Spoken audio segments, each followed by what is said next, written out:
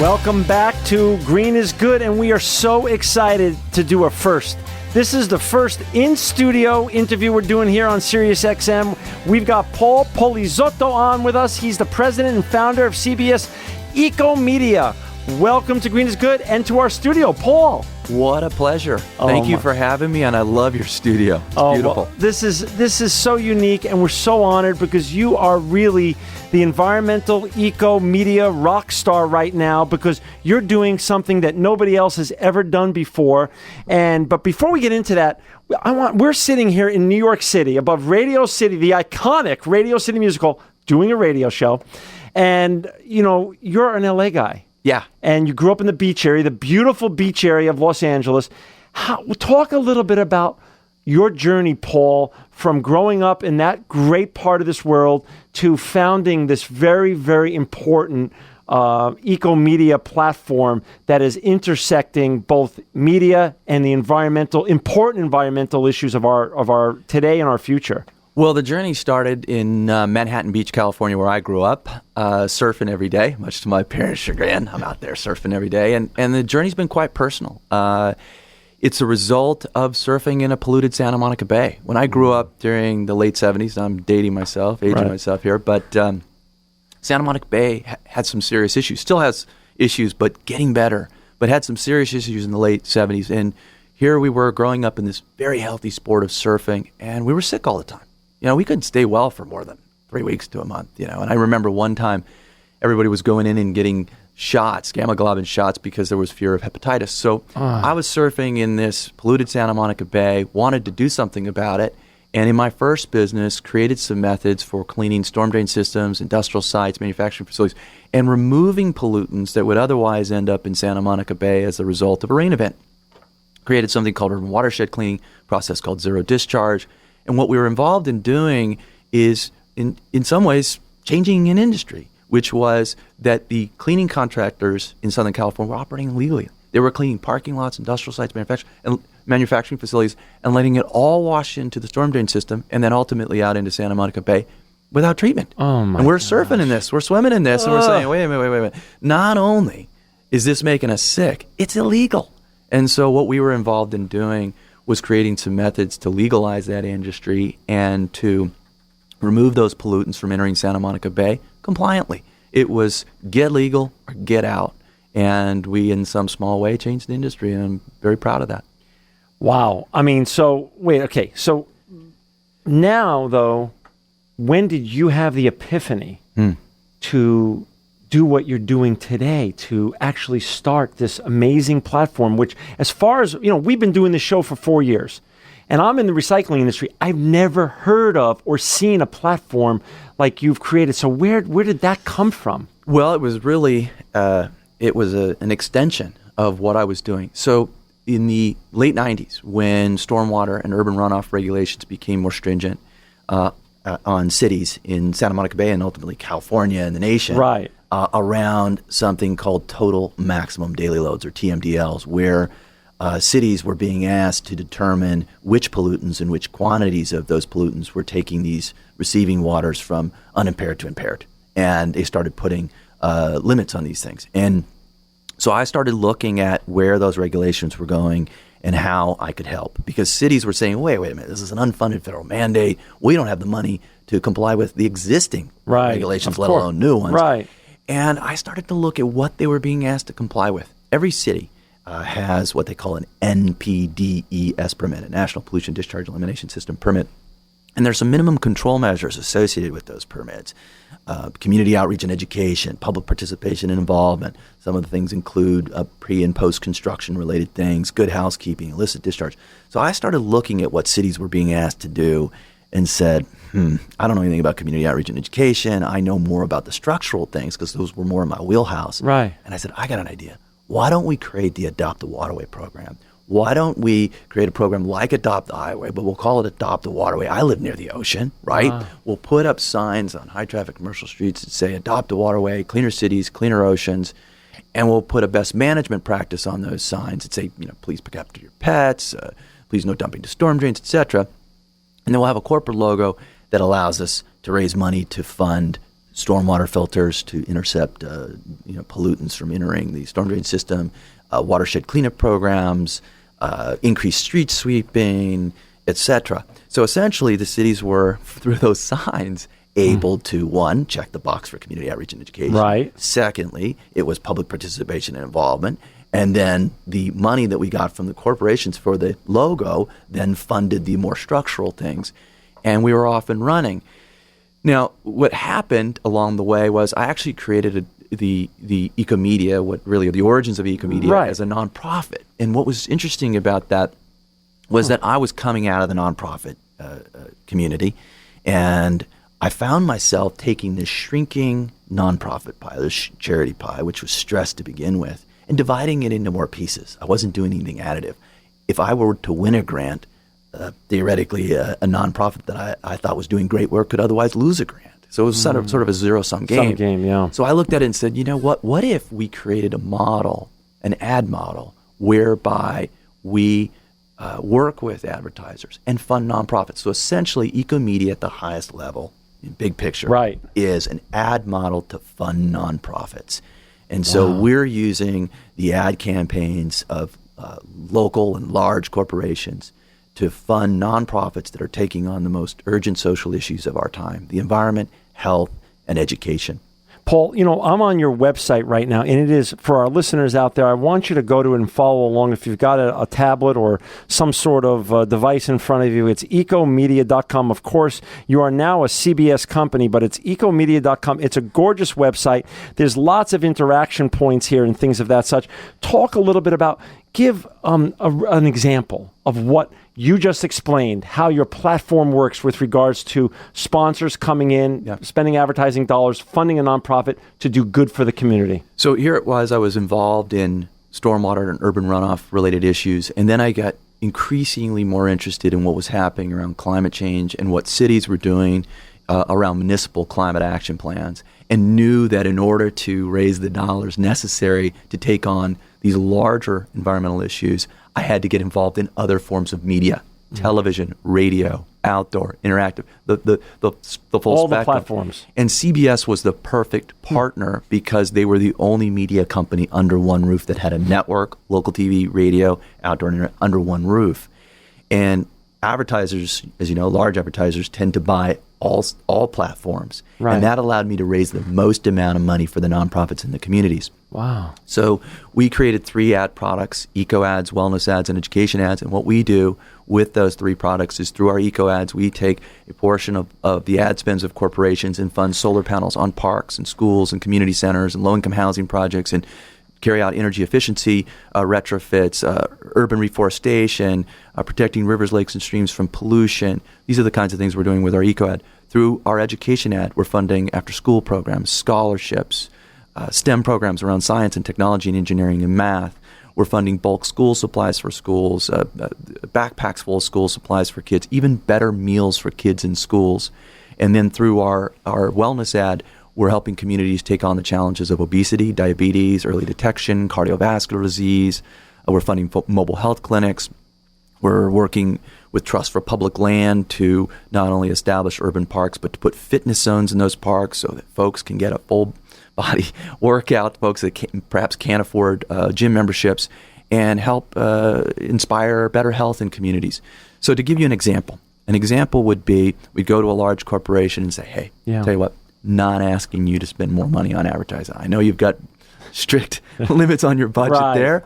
What we're asking you to do is to consider spending more of that money with CBS. And if you do, we will provide you with efficient and effective media delivery, which is your call to action message that produces commerce, right? That happens in any case. But what we do is we take a portion of that increase and we go out and identify projects, nonprofits and community projects that fit the brand DNA of that client. And they get both. And what we then do at EcoMedia is develop content around that outcome. And then we use the CBS megaphone to connect the call to action campaign to the positive impact that happened in the local community. So the advertiser, it's not either or, it's and. When did you start this? In 2001, EcoMedia really broadened its efforts. But the origins of EcoMedia go back into the late 1990s. Okay, so now it's 2013, and you've lived through the evolution, which maybe even we can call a revolution with regards to the sustainability movement here in the United States. Yeah. You were telling me something before we went on the air. It's just so important that our listeners hear this. Your model is working so well at CBS. Yeah. Share what you shared with me before. That it's the fastest growing. We're the largest, fastest growing division fastest growing division of CBS, which is really quite remarkable. Isn't it? I mean, yeah, and I think really when you think about it, it was interesting. I had an experience with CBS, and I'm really enjoying. For me, I had not worked for anyone, by the way, since I was 25 years old. So I'm a career social entrepreneur, and I had not worked for anyone since I was 25 years old. But I'm really enjoying myself there. And I remember in one of the meetings that I had with CBS, they were talking about how content was the ability to do some things in communities. And that's true. But I said, I really think the power is in distribution. I think the power of CBS to really tangibly and measurably improve communities actually comes from the distribution more than the content. And I said, advertising's like the sun. And they were like, what? And I'm like, so it's the idea is they're like, how's that? And I said, well, no, think about it. In the next hour, more energy will hit the surface of the earth from the sun than we will use as a planet in an entire year. True. Yet we think we have energy shortages. There's actually no such thing as an energy shortage in the universe. All the universe is energy. Right. The real questions are, do we have the intellect? Do we have the will to harness the abundance that's all around us? So how's that like advertising? Well, there's hundreds of billions of dollars spent advertising the American public. Right. And after a 30-second commercial runs it off into the ether, you might remember it, you might not. But the fact is you can harness human energy. You can harness human communication, in this case advertising, in a way that is carrying out the kinds of outcomes that I described earlier, which is fundamentally improving the quality of people's lives. And so in the future, I'd like to see media and an engagement between advertisers and consumers result in something more meaningful, something more tangible, something more measurable. And I'm quoted as saying at times there's nothing green about media itself. Media has to be put in context. If you want to talk about green, let's get involved in green. Let's get out and let's do things that are physical and tangible. If we want to talk about health, let's surround people in wellness. If we're going to talk about education, let's get out into the schools. Let's do something about it. You started in the late 90s. When did the CBS interaction, when did you make that partnership with CBS? That partnership started 5 years ago. It was we've been part of CBS for 3 years. Okay, they purchased our company 3 years ago. Right. And in this case, we worked with them 2 years prior in a joint venture that went quite well. Right. Went very well. And after 2 years of a successful joint venture, they felt like, it was time to make an acquisition. I was comfortable with the fact, philosophically, that we agreed. I mean, that was really important to me. Yeah, of course. That we agreed that, look, we have to look at this as a two-pronged attack, which is let's raise awareness around inspiring people to make lifestyle changes and the corporations to make changes in their businesses, but let's also get out into these communities and do it. And they felt strongly that was a course of action that made sense to them. So philosophically, we agreed. And once we reached that point, we were acquired and we're off and running. I mean, to be the fastest growing division at CBS, really, 5 years ago, did you think that was going to happen? Was that really? Honestly, no. Yeah. No, I mean, I'd love to tell you, I had it all planned. Yeah, but no, I didn't. Brutally honest, but it's so amazing what you've created here. Well, thank you. I find my work incredibly gratifying and fulfilling. I was talking to the person that I work for at CBS, and we were talking about my job. I said, I don't have a job. I'm on a mission. and it's I feel like what I'm doing is my life's work, and to be able to, do my life's work and actually make a living. I mean, it's really just very few get to do that and make such a big difference like you're doing. You're the communities that you affect, Paul. I want to just touch this, and I want our listeners out there. We've got about 5 minutes left. The communities now, since you're booming, since you've created a boom model at CBS, and it's going to continue to grow. Thank gosh. The communities are growing. It's beyond California. It's across the nation. Yes, we're a national program. Now, obviously, what we're doing is uber local. It's very, very local. Right. But it's a national program, and my goal is to take this and be an international program. There's so much need. These communities, being involved in these communities as I have for the last 25 years, I've never seen it so challenging. Unlike other times where you sort of felt like, in the next 12 to 18 months we'll be sort of back to normal. Yeah. It's not like that out there. And so I feel like we have so much need, and there's things right beneath our nose that can be leveraged to improve the quality of people's lives. How much longer are we going to ignore these opportunities? What's the future look like? I mean, we've passed the tipping point. The next generation below us are on fire for green. Thank gosh. Yeah. They're really into it. Much different than when I was growing up. I'm 50 years old, and high school and grammar schools are really into sustainability and environment. The kids are into it. What do you see the future of EcoMedia? What do you see the future of the sustainability revolution in the United States? And what lessons can you share backwards? Because there's tons of young people. Once this airs on SiriusXM, we have tons of young people that are constantly emailing us, and they want to be the next Paul. Then this uploads to the iTunes network around the world, and we get emails from China, Brazil. People are listening and watching, and they want to follow in the footsteps of leaders like you that have created these new paradigms. What's some lessons learned that you could share backwards? Well, I would say that, first of all, I'm optimistic. I'm optimistic that in the minds of this next generation are the ideas, the technologies, the methods, the processes for us to live here more sustainably. There's no question about that in my mind.